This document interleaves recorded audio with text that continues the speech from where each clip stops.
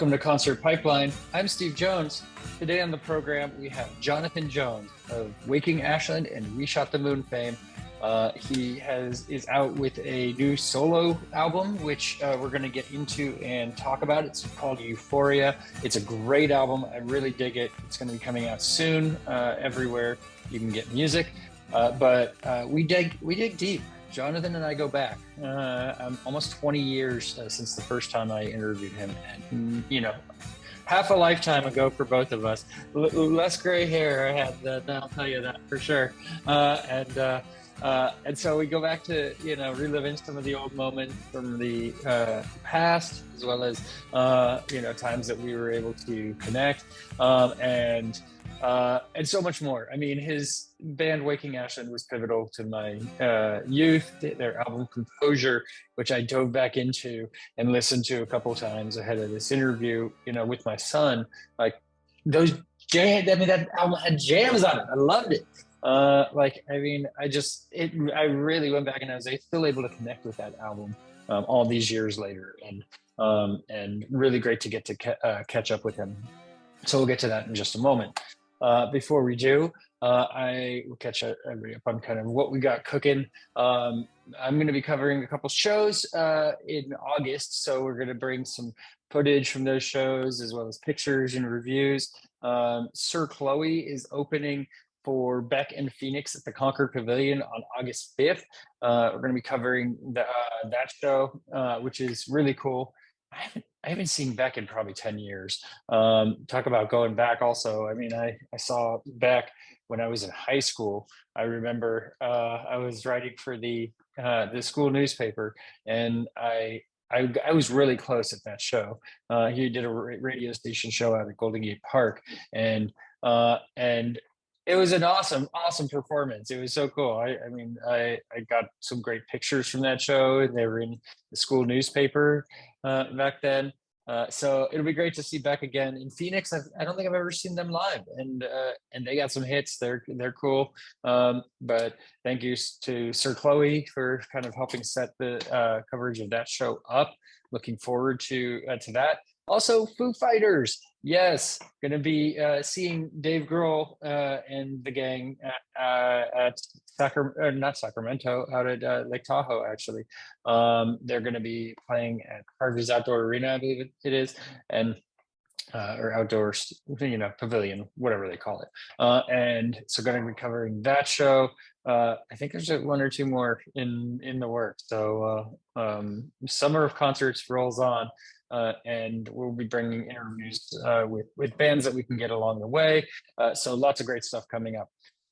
Before we hop into the interview, I'll just catch everybody up on what's going on in my life. I'm super stressed by my daughter, who has been addicted to her phone, and trying to, not by herself, but just by the action of the addiction, and the challenges that it causes, because I've seen her just become a zombie to this device and plugged in, and it's like it's on all day and all night. Like she can't sleep without it on. Yeah, I mean, very well.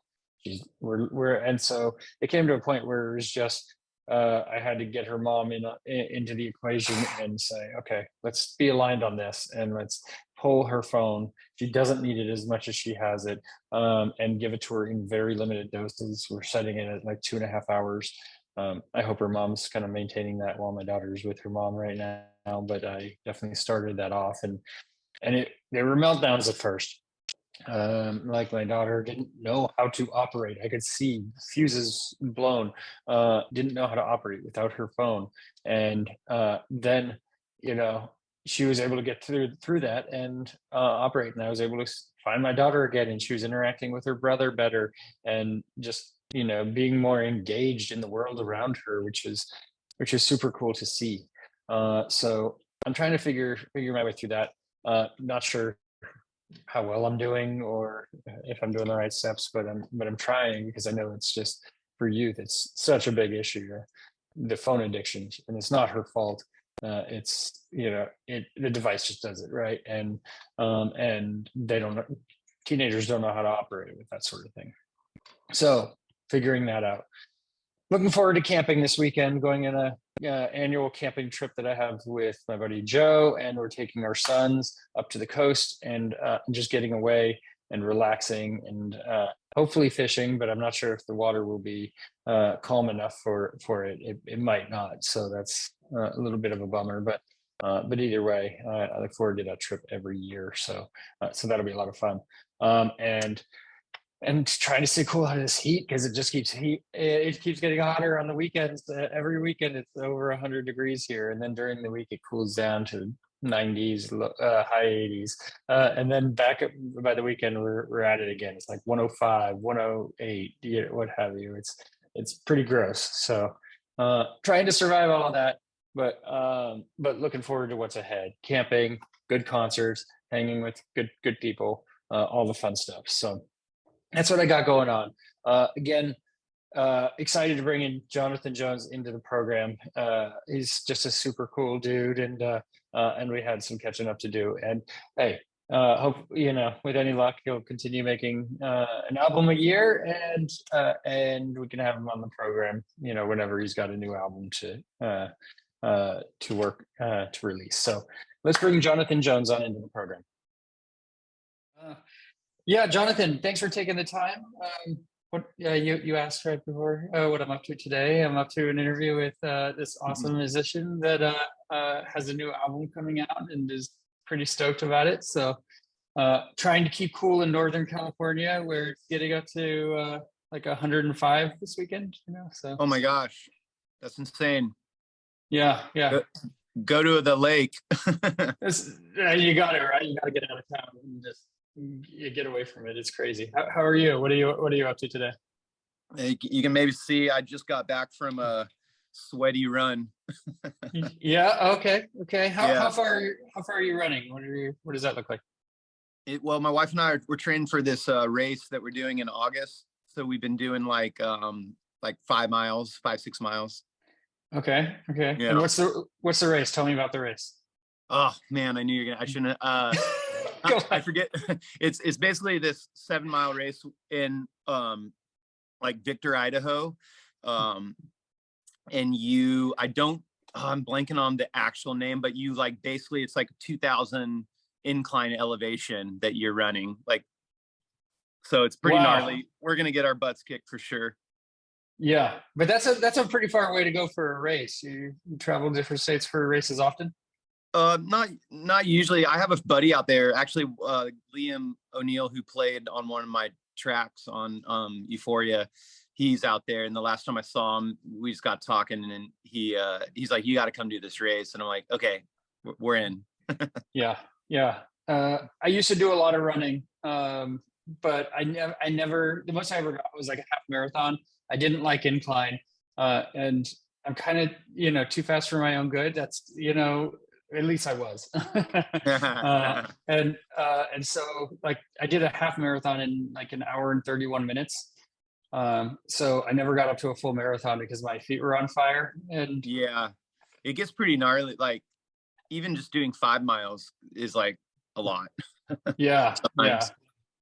Oh. But I do more biking and Peloton now, though. I did a century ride with my buddy last year for the first time, 100 miles through wine country, and that was pretty awesome. It was a long time. It was a long ride, though. Yeah, you were sweaty after that.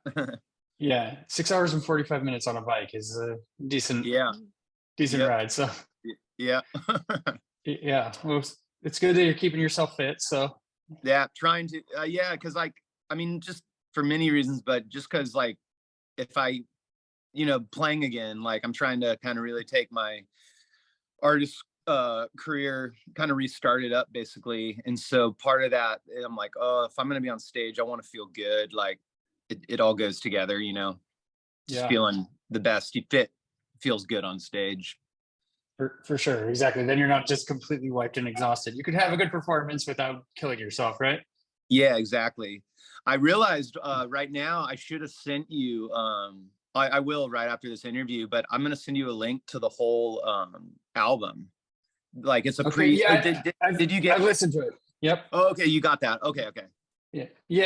I got that email. Yeah, so I've listened to it a couple of times. It's I dig it. We'll talk about it for sure. Okay, I thought, Yeah. okay, perfect. I thought you just heard Euphoria. I was like, oh, I should have sent you the whole thing, but you got it. Okay, amazing. Yeah. No, it's really good stuff. I mean, we can talk about it now. I mean, but or whenever we Yeah, get around to it, whatever. whatever you want. You're the Yeah, boss. but well. So how long have you lived in Southern California? I think the last time we chatted, I mean, it was a handful of years ago, and you were up in Woodland outside of Sac and everything. Yeah, when I saw you, that would have, that, I mean, man, that almost seems like another lifetime. Yeah, That would have been in like 2000, what, 15? probably around there. Yeah, Yeah, 16 maybe. Um, yeah, but I'm in Oceanside, California now. I built, you can kind of see my whole downstairs of my house is like is a recording studio. yeah. So it's I, been cool because I've been working with a lot of local talent, which has been fun and challenging, rewarding, all of those.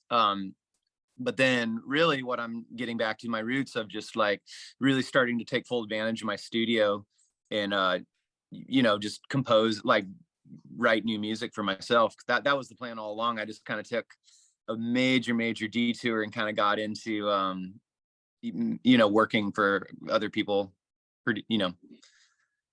yeah, you haven't slowed down. Yeah, I Oh. mean, you haven't slowed down. I mean, you're always doing something, and that's what's really cool. You've scratched that itch, and you like. Did you ever at any point in this kind of have that moment where you're like, do I still want to do this? Is this still my thing? Like, what did that look like for you? Yeah, good question. Yeah, I think, well, I went through the cliche when I was making the record. Like, I loved it at first, and then I kept hammering at it because it took a lot because I was rusty. I hadn't done one, like a proper record, in like, I don't know, 7, 8 years or something. And so, um, yeah, like it just was like getting back into artist shape and doing that. I went through the like, okay, I love this. Then it's like, oh, I got nervous. It's like, is this, and what am I doing? Like, am I really making another album? And then kind of came full full circle with, oh my God, I love this. Like, I'm so happy I made another album. But it's interesting being because I'm 40 now. And so it's like I think I'm a lot more appreciative this time, like of just music in general, like composing music and having the skill set now that I have is a lot different from where I left off before, because now, like, for the last decade I've been doing a lot of mixing, producing other artists, so I felt I was able to incorporate a lot of that into the new music, but which was also scary though for me because I don't know, it's a little bit of a different look. I think the record sounds a little different for me, like I hit some new territory. And I think that's what got me a little nervous, just like for maybe just worrying what people would think. But then I'm just like happy with it. So it's either or. If people like it, that's amazing. If people don't, I understand, especially for a lot of people who have followed me for a long time. There's resemblances of everything I've always done, but there's definitely it kind of hits a new place for me. Yeah, and there are a couple. Is the album called Euphoria too? Yeah, the album's called Euphoria. Okay. Yeah. So there are a couple of points I want to talk about in the album. I mean, Cheetah being one of them. Like, tell me about including that, because I mean, I love kind of the break in the middle, right? It's like a break in the middle of this album, right? Where tell me how you kind of pull that out and incorporate that into the album. Cheetah was like a song that I wrote that I'd been kicking around for a while. Like, I think like 3 years ago, before I had moved my studio downstairs, I had a little room upstairs, and I remember one morning I just was like, I'm a pretty early riser, and I woke up and was just like, it just happened. I actually don't even know how. Like, I think I found like sounds. I was trying to explore, like, there's endless sonic landscapes in DAWs now, like you can just pull up a sound.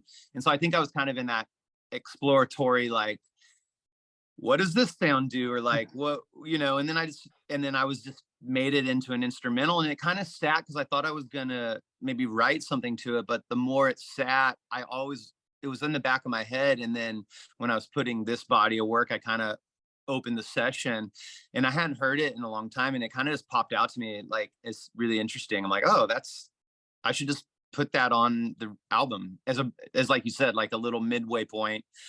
And it kind of just, the melody's haunting. And it's like, I think I had never written anything like that one either. Like, that was kind of a new emotion and colors, and like the clarinets that come in, like when on the downbeat, and it's like this ambient sonic space. It's like, it's cool. Definitely, I'm going to be like, I think that's now going to be a thing I do on every record. Like, have an instrumental track that just scratches that itch. It's part of that getting to 40 thing and being like, okay, I'm okay having a song with no lyrics in it, and we can kind of break this up and experiment a bit, right? Yeah. How was your 40? Oh, go ahead. No, yeah. Oh, I was just gonna say, that's cool that you picked. That's cool that you picked up on Cheetah. Like, it's one of my. It's funny because it ended up being one of my favorite tracks, and it's pretty simple, kind of, but it's just a nice little track. I love that you like it. It is for sure. So I recently turned 42 in May. You turned 40 in October. How was your 40th? What did you do for your 40th? Kept it really mellow. Hung out with a few friends, but didn't make a big deal of it at all. That's exactly what I did. I went fishing. We got a fishing charter and went fishing for halibut and bass, and did that, and then got an Airbnb and just hung out. And, nice. Like, all I need is to hang with some friends and have a couple of beers, right? So yeah, that was pretty much my night. No, but it feels good to be 40. I think 40s for me are going to be a lot more prolific than my 30s in terms of just, I think I just got burned out, to be honest. Like, that at some point got burned out of being an artist, just kind of gave up on that aspect, because I think I just need to take a step back. But like, I feel like now I'm in a good place, and it's like 40s to me is like, it just almost represents the next chapter. Because like, I had this moment during Euphoria where I was like, why am I not making an album a year? Like, I literally have the ability, and if I'm not making an album a year, that to me, it seemed like wasteful almost. So that's what my 40s are about. It's just going to be like making the best art I can, just live it up on the art side of it. Yeah. Because do you feel you have like the content to do that, like to pull from, like, what is that? Do you feel like you can get there as an artist as well to do an album a year? Yeah, I get nervous just because the music landscape's changed, but my reasons too as an artist have changed now. So it's like, for me, it is more about the completion and just the expression of exploring new sounds and just exploring even like my thoughts. I kind of had discounted. I forgot how necessary writing songs is for just my health, my own. This is how I process things, and so where was I going with that? Oh man, I lost my train of thought there. Sorry. You're good. What were you asking there? Yeah, I mean, so now I lost the question. We can just cut that off. Yeah, cut that one out. Cut that. I was asking kind of about finding the content. Like, I mean, in your life, to be able as an artist to kind of. That's right. That's what I was gonna say. I think it's the discipline, right? That's really what, for me, it's like waking up, getting in a routine, and then doing it, and just being okay with failing at it. Like, for me to hit the next level that I want to hit, it's like the content will always be there. I feel it's like you can always reach out and get creative. It's more of conditioning yourself and being like just showing up, and like that's something that I'm working at, like, to try to get to that place where it's just like, for example, like piano, I play a ton of piano right now. Like, I wake up and probably play for an hour every day at least now. And that's been huge for me, just in like, I've gotten better at the piano, which is amazing. And so like, it's the same thing. I'm like, if I really want to to like take my artistry to the next level, it's doing the same thing. It's like, okay, now I just did my hour of piano, and now I'm just gonna write and be okay with if it's not good that day, then write again tomorrow. You know, that's been a problem to me. Like, as I just always want it to look nice and the presentation to be the best it can be, but I feel that approach has a ceiling on it. I've seen for myself. So but yeah, I mean, to answer your question, it's definitely, I can write songs. Sure. That's about all I can do in life is write songs. Hey, it's not a bad skill to have, you know, like being able to channel yourself that way. So Yeah, it's good. Green Eyes is about your cat. it is about my cat Mochi. It started from that, and then I drew from. It's kind of became like a montage of ideas, but that song had been kicking around a long time, like way back in the day when my cat Mochi met Julie's parents' dog. It was like based off of that memory. And then it got turned into just more of a it's that emotion when, like, well, it's many things. I'll let people listen to it and see what they want it to mean to them, but it's like I think it's that longing. It has like that. It has like summer vibes to me, like the meeting someone almost for the first time, and that energy of experiencing that person, and you know, like not wanting the night to end, or just feeling that like connection immediately. Yeah. That's kind of what it is about to me. So not everybody needs to put themselves in the, you know, relationship with the cat to appreciate this. No, they can they can transport themselves to their own story of it. Yeah, I like it. It's funny though, like my cats, they'll like, I'll be playing that, and Mochi will just like come up and like listen and hang out, and I'm like, oh, I think she understands. She knows it's about her. She's like, you're You singing know. to me, aren't you? Yeah. Yeah. Yes. And so warm vibrations. Now, something on warm vibrations, which I want you to explain to me. You posted a picture online of notes about some of your songs, and you wanted to bring out the Gangsta Paradise sound in warm vibrations. There's that when I was recording it up in Stinson Beach in the Panorama room, they had all these lovely synthesizers, and one of them, I don't remember the name of it, but it had that sound. And Scott, who was co-producing the record with me, he just started like playing that line, and I couldn't think of anything else. It reminded me of Gangster's Paradise, which is so random because the song sounds nothing like that, but it had, I'm like, that's the sound that they used in that intro. I was trying to find it, and I didn't connect it exactly. So figured I'd let you. It's a string. It's like a synth string, basically. So okay, probably an bad inside joke of myself, but it's great. I love the reference just because it's just, you know, it's not like you're copying Gangsta's Paradise at all in that song, you know. So knowing there's something there for you with that, it's great. It's Warm Vibrations was basically my pandemic song. I started it, I forget, like the interesting thing about this record is a lot of them had been bits and pieces of all those songs been kicking around for a while, and I finally was able to gather them all and really focus in. But yeah, that one I think that was actually, I think I wrote that right before the pandemic, not knowing what it was kind of about, and then pandemic happened, and I would take these long walks just to like do something, you know, get out of the house to just go.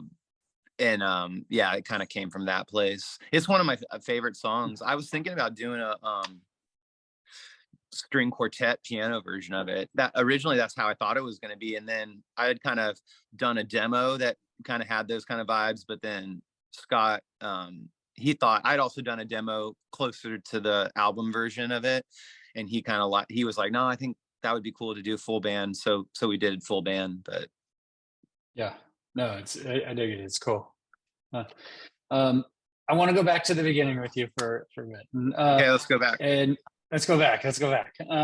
Composure.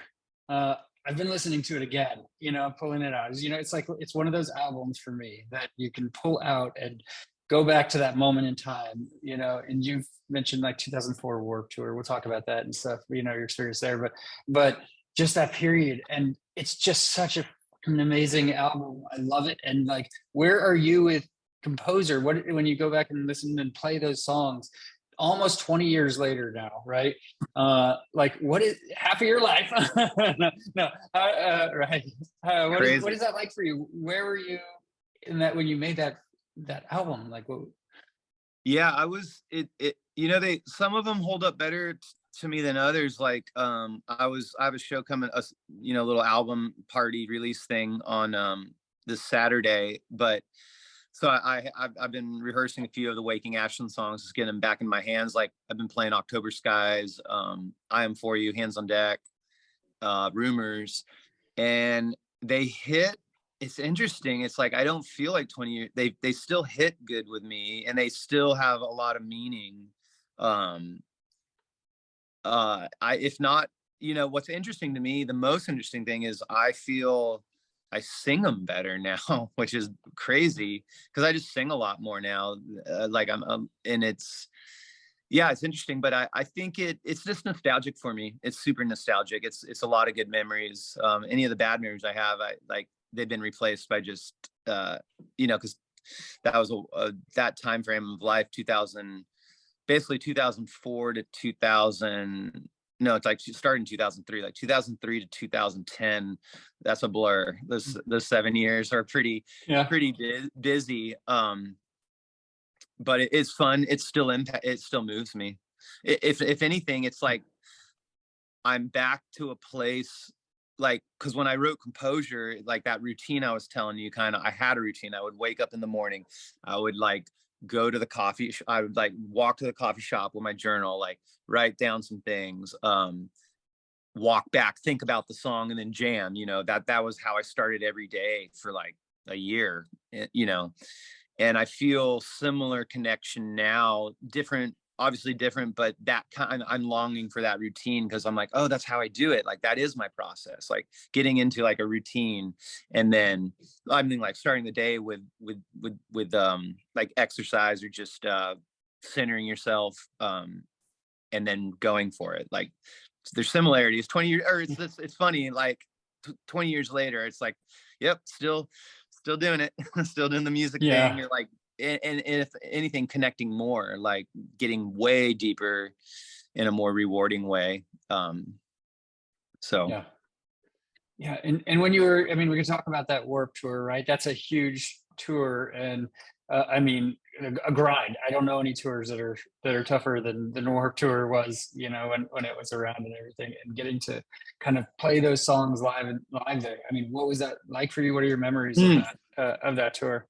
I love that tour. Like it was brutal because to earn our keep, we would have to wait. We would wake up and sell CDs in the line. Like we'd walk around with a disc man and be like, "Hey, come, you know, here's our EP," and you were totally a salesman of your music, and you were like trying to make a real quick connection with them, and that actually worked. Like, so I do that for a couple hours, and then then we would perform, you know, and then a lot of those people that we'd met in the line would be there, and that's what we did every day for 2 months. And that's like, because I think it cost us, don't quote me on this, but I think it was like we had to come up with like $350 a day to be on a bus. That was our like price Yeah. to like get taken. Wow. Okay. Yeah, because we slid into Warp Tour like with this in like indie stage, basically. They needed help, and so the deal was like, you help us set the stage, you pay $350 for a seat on the bus, and then it's all good. So it's amazing that, and we did it. Like that is so crazy because like I would have been 22. I remember sleeping really, really well at night because you utter exhaustion because you were hustling the whole day, and it was hot. Yeah. It was, you know, it was like totally like super hot. Um, Yeah. but I'm trying to think what other Warped Tour memories. I mean, it was just like it was. It's the most. It's like freedom. It was like as a young man, it was like my first taste of seeing the country, and it was like mind blowing in itself just doing that, and then kind of realizing my dream of like, wow, I'm like in a new city today, and I'm playing these songs that I wrote for people who, care about them, or who are singing them back to me sometimes, even. Yeah. That I'd never Yeah. experienced that before, so that was like the beginning that catapulted Waking Ashland to kind of do our thing for that period. Sure. And I think that was the first time, I mean, it had to have been the first time I interviewed you, and it's weird because, I mean, I've done hundreds and hundreds of interviews since then, but I remember you wearing a yellow shirt. I haven't got back and verified or anything, but there was like a yellow shirt, and, I don't know, at the San Francisco date when we chatted, and you're like, you remember, right? You remember your yellow shirt? Come on. I'm like, look, I think I know what shirt you're talking about. I lost so many shirts on tour. So I had so many good shirts that I was notorious for just losing shit everywhere. Yeah. You did lose it. I know you lost it because even in the We Shot the Moon kind of phase, you played in Fresno, and you stayed at my house, and then you forgot this bracelet that your then now wife had given you, and so like I mailed it back to you, and I didn't want you to be in the doghouse, so. I forgot about that. Oh my gosh. Yeah. So Yeah. you've had firsthand experience. I was like, you want this, or It's awesome. Awesome. Good segue to We Shot the Moon. Yeah.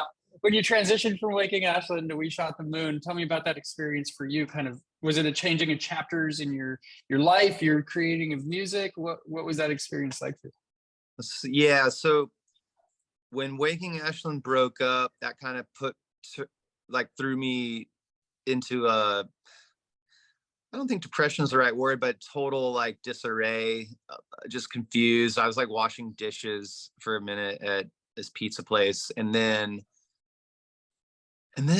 what happened?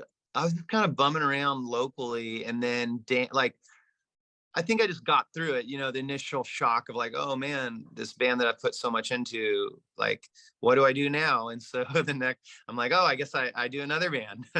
And so I was lucky because Sherwood's Dan and Joe, who had met, good friends, they were really encouraging, like, hey, you gotta, like, let's do this, like, we're gonna help you, we're gonna play on your record, like, just do it. And so I think with their encouragement, and then Militia Group pretty soon after came into the picture and was like interested in putting out the first record. So that kind of, I think that gave me confidence, because a lot of my I worked really good with Ryan Lawyer, and so I think just relying more on myself, for better or worse, it was just good encouragement that I needed.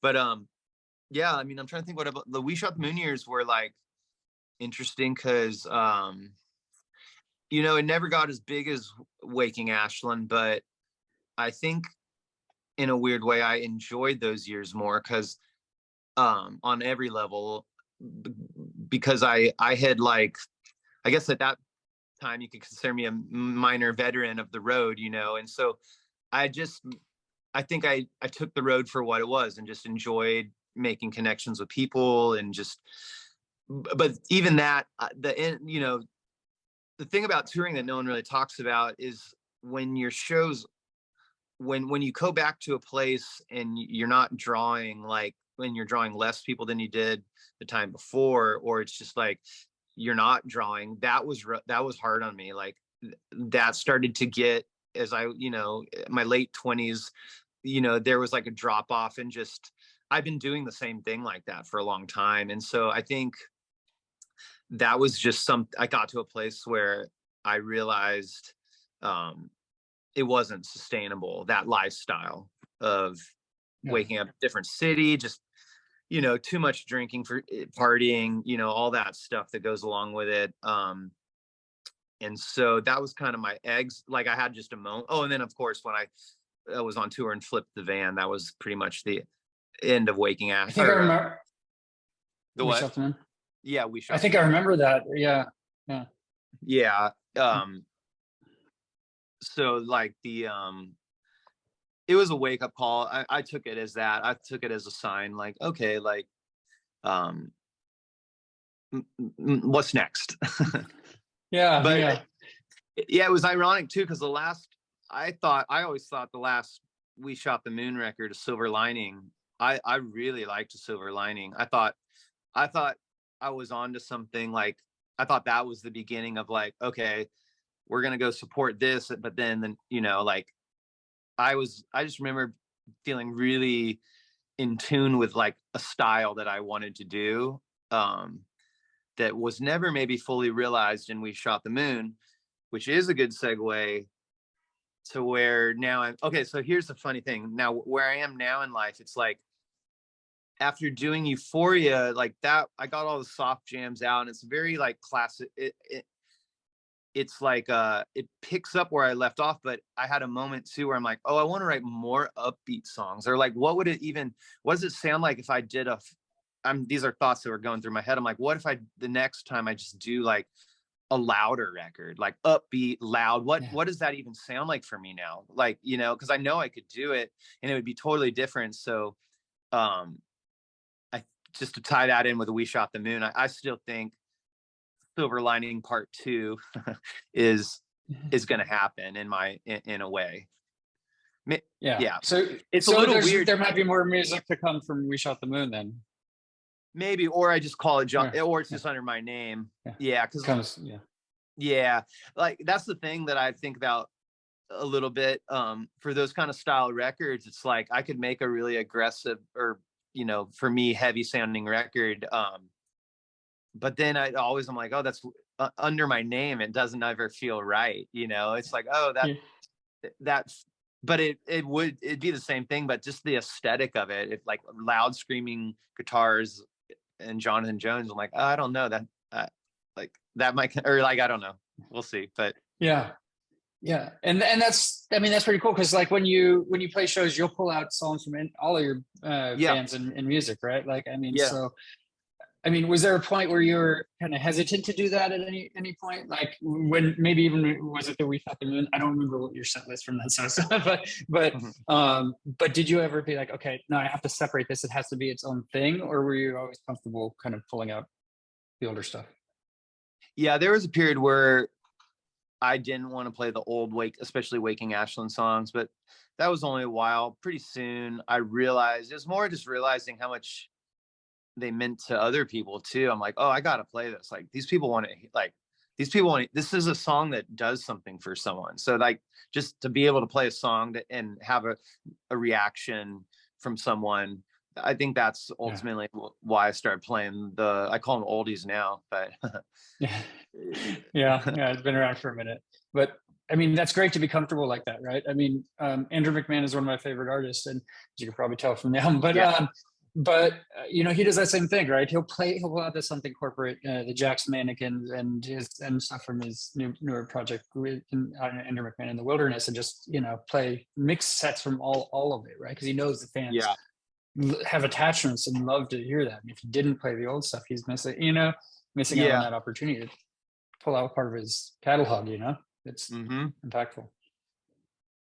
Yeah, there's no question attached to that, I guess. So it was just a similarity. No, yeah, but I'm a big. I don't listen to him as much, but I've always enjoyed his stuff. I think it definitely was an influence on me.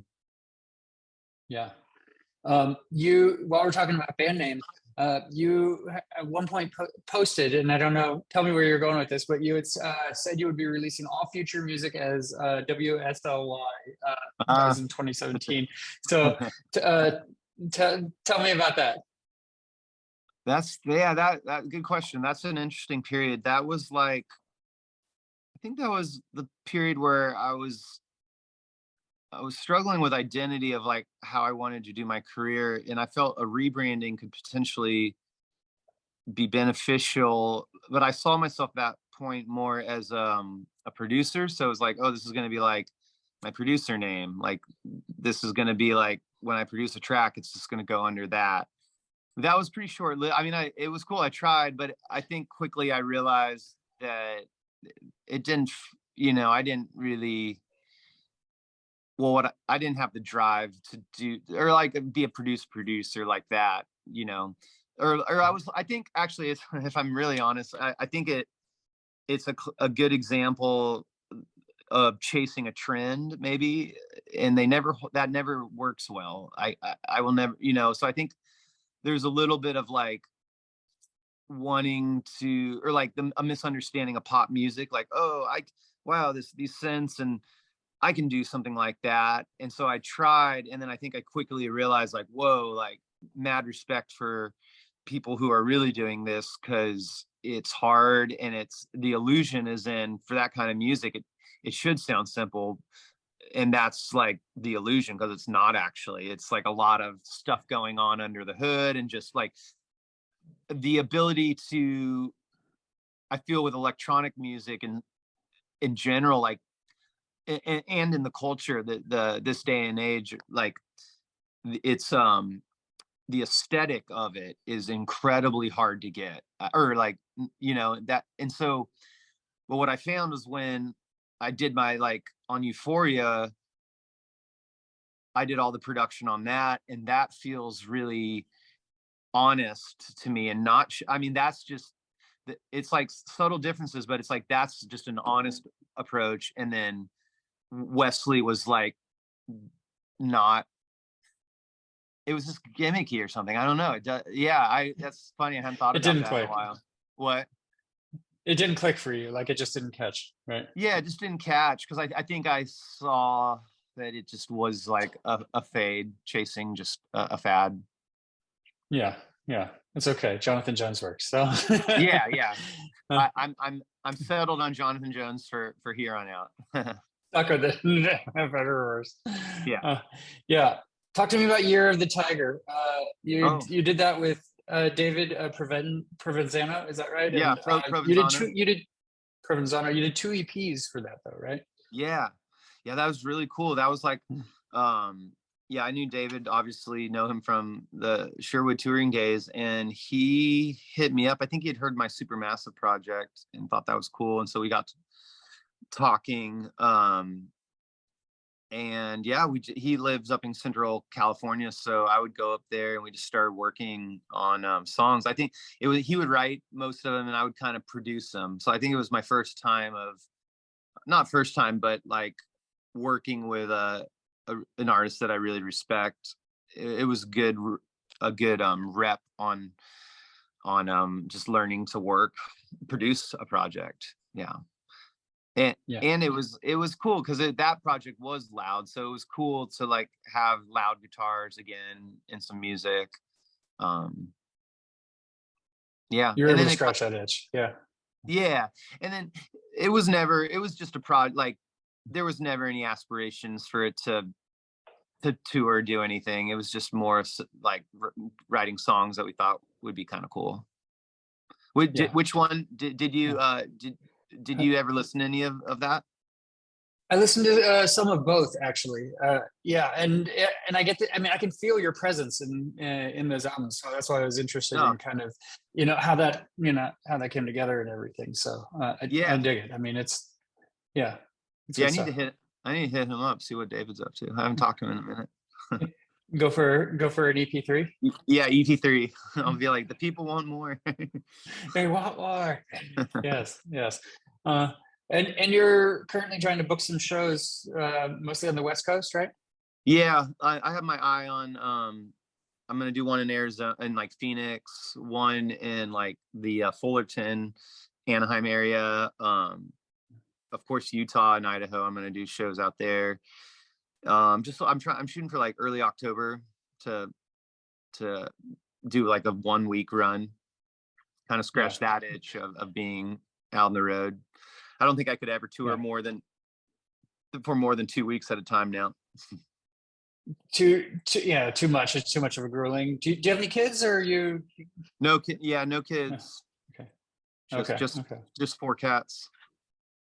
Yeah, they keep you busy. Yeah, I have 2 kids, and they're a How old are handful. your So kids? my daughter is 13, and my son is 9. Yeah, Wow. and yeah, How's having a there's teenager? she just turned 13 a couple weeks ago, and it's amazing. It's Wow. amazing. Yes. No, no, she's she's a hermit. She closes herself in her room a lot of the time. She's on her phone all the time. She's the sweetest girl. But yeah, it's keeps you busy. Yeah. So Yeah. yeah, there's a picture of me, her mom, and her on the back of community group. Actually, when you did that Kickstarter, and Oh. yeah, and kind of one of the prizes was send a picture in for Yeah. Yeah. yeah, for your community I group. didn't. So Oh, that's interesting. I'll have to go. I'll have to open that sleeve up and look.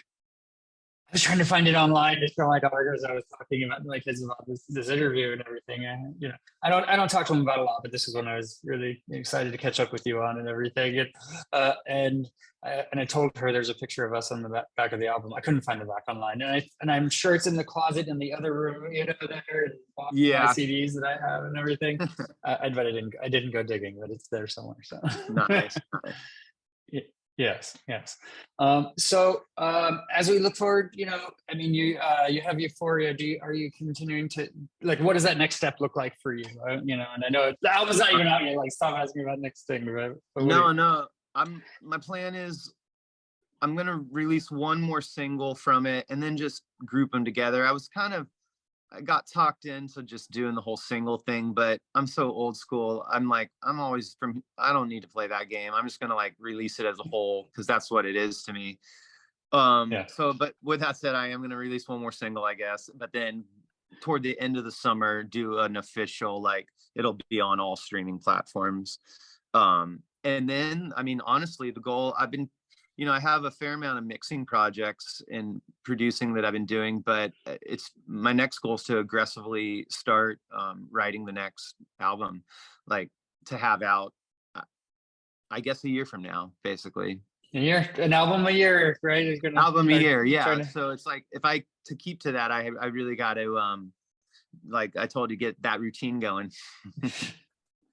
Yeah. It's a workout, right? So Yeah, it's fun too. Like, I mean, I didn't say this earlier. The process for me, just to tell you a little bit more about my writing process now, it's changed because with me learning how to mix and work in a DAW, like I work out of Logic. I mean, that in itself just opens so many possibilities. And so part of the routine too is like the fun of just exploring sound within that. So I think that's something I didn't do when I was younger. So it's like interesting because I'm like, wow, like I I still feel like I can do way better. Like, like I'm like, oh, I think I just am now scratching the surface for me, and I want to go deeper.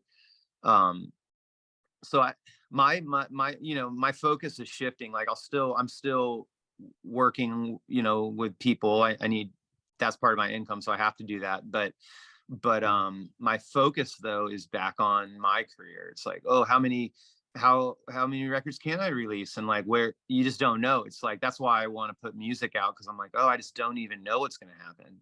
Maybe nothing, but maybe I find myself in China again, or like I find myself somewhere random because someone connected with the music that opened up an opportunity.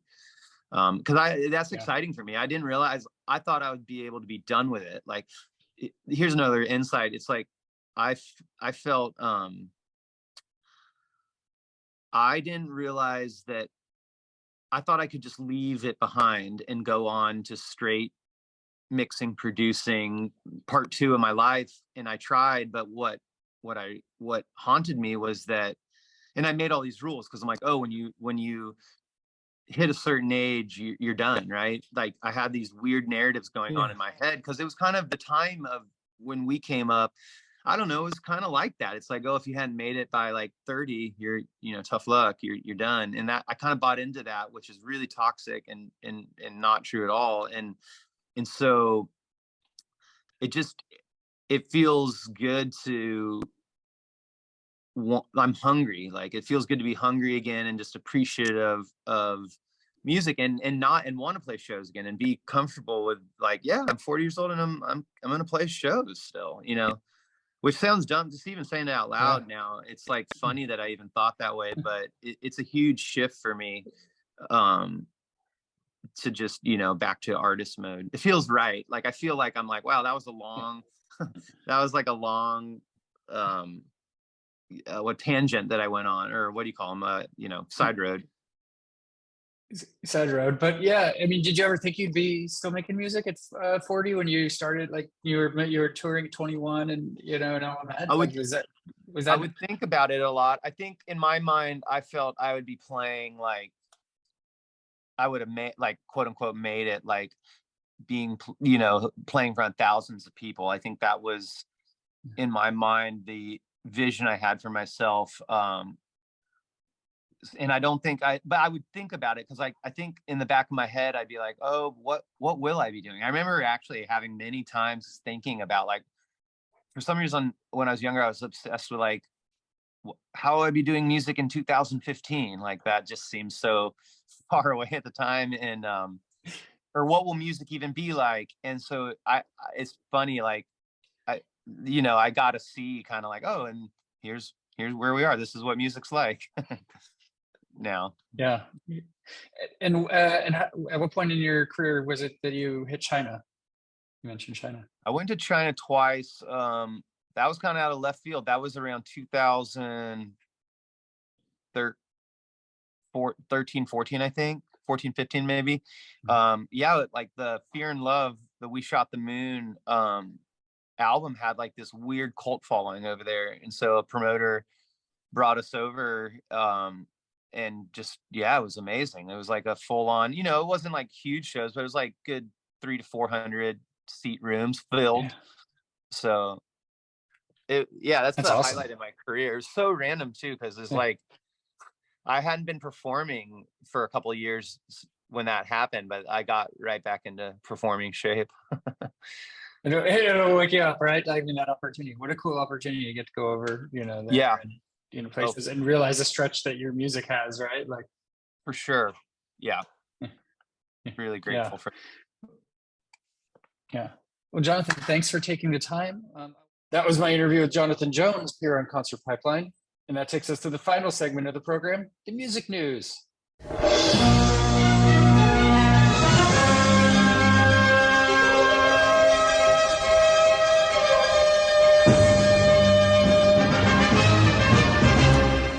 Okay, we got a couple of stories going on in the music news. First up is Lizzo. She reacted to a fan holding a sign that said, "I choose you over Taylor Swift" at an Australian concert. She saw the sign, and she thanked fans for attending the performance. She said, "I'm going to start off by saying thank you for coming to my show. I know tickets are expensive to everybody's shows, so it means the world to me that you're here." She added, "Taylor Swift is amazing as well, and you don't have to choose because I'm going to get you tickets to Taylor Swift." I'm just kidding. She didn't do it. I mean, you're going to say it, come on, put your money where your mouth is, Lizzo. You can return tickets to Taylor Swift. She didn't probably have Taylor Swift's, tour dates in hand, but she then asked the crowd of Swift, who is currently touring North American stadiums, had already toured in Australia, and she said, "How you choose me over Taylor?" She then autographed the sign and commented, "I love Tay-Tay too. There's no competition here." And so in June, Lizzo received backlash from Swifties after comments she made during an Instagram Live. "The most popular person of today ain't even comparable to what Beyonce is doing," she said. And many of Taylor Swift's fans believed that was aimed at Taylor Swift, who is currently dominating the Billboard charts with her re-recorded Speak Now album. And so that's the story about Lizzo and her thing with Taylor Swift. Okay, Walk the Moon. They're famous for their song "Shut Up and Dance with Me." Right? They announced a hiatus in an emotional video and new music. We'll hopefully come back one day stronger than before, they said. And this time has come for us to take a good long break from touring and making records together. Frontman Nicholas Patricia said in an emotional video on their YouTube page, "When we do reconvene, that'll be a glorious day. And the truth is, we don't know when that's going to be." Reflecting on the number of shows the band has played together and miles they've traveled, Patricia and Walk the Moon is filled with love, gratitude, appreciation, and some heartache as they announced a hibernation. It is an enormous act of love to carefully lift something like this from the center of our lives and place it gently to the side, out of focus, and let it rest for a moment. He said, it's a choice we made powerfully to follow our truth, to make space for new creations, for family, to serve our well-being, and in the long run, even serve the well-being of our community, to hopefully come back one day stronger than before. Yes, the band currently has 3 remaining tour dates in Wisconsin. It seems, yeah. So, and this band's been around since 2006. So they've been around for a minute as well. There's more to the story, but that's pretty much the highlights of Walk the Moon. They're taking a break. Okay. Let's see. Joe Jonas. Where's that story? It disappeared. Okay, cool. Joe Jonas isn't embarrassed about shitting his pants during the 2019 Jonas Brothers show. Let's just say it was a bad day to choose to wear white clothing, he explained in a recent interview.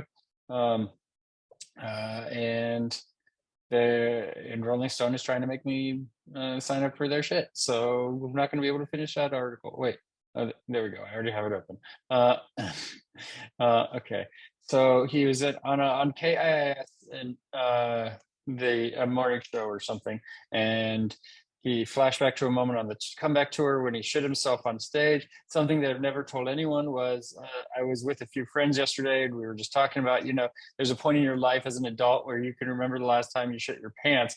This was about 4 years ago. It's fresh, but I've been able to work through it. A lot of therapy. Let's just say it was a bad day to choose to wear white clothing. Essentially put too much faith in his bowels and it backfired. You think it might have been a little suit, it might have been a little something else, a little something extra. He said there's a wardrobe change halfway through the show, and maybe it was a little bit like, oh, that was an interesting choice to change clothes that quickly. It wasn't bad enough for anyone to notice, so Jonas just carried the story with him until now. So that's a story I've never told. And also that's just real life, he said. And also it was a light one. It wasn't a full. I was able to tell the tale. So the footage of that moment on stage, or at least one capturing the likely shift in his facial expression when he realized it was not in fact just a toot, is probably floating around on the internet somewhere. So there might be footage of it, of course, because everything's recorded, right? Okay. Final story to close out the program today, of course, has to do with Foo Fighters. And that is that the Foo Fighters Taylor Hawkins tribute concert is nominated for an Emmy. It's one of 5 nominees in the Outstanding Sound Mixing for Variety Series or Special category. It's let's see here, directed by Joel Gallen and produced by Emma Patton. Concert was captured live on September 3rd, 2022. At Wembley Stadium in London, shows up against U2's Bono and The Edge, a sort of homecoming with David Letterman, Elton John Live, a farewell from Dodger Stadium, the 65th Annual Grammy Awards, and Saturday Night Live. Sold out show hosted 90,000 people, inside the stadium, and the live stream was watched by millions around the globe. I watched a lot of that as well. It was, a lot of really cool, touching performances. 6-hour tribute concert featured performances from Foo Fighters themselves, along with a lot of Hawkins' friends, contemporaries, and then his 16-year-old son, Shane, also played. Lots of artists. Too many to name. Liam Gallagher from Oasis, Chad Smith, Red Hot Chili Peppers, Jeff Buckley, Queens of the Stone Age, Them Crooked Ventures, Jane's Addiction. List goes on and on. Brian May, Roger Taylor from Queen, just a who's who. Paul McCartney, Travis Barker, Devo. So many artists paid tribute to Taylor Hawkins, and they should absolutely win that Emmy. So good luck to them. All right, that is our show for today. So I want to thank you for tuning in. Subscribe the podcast, all the fun stuff. Tell your friends. And for all of us here at Concert Pipeline, I'm Steve Jones. We'll catch you next time.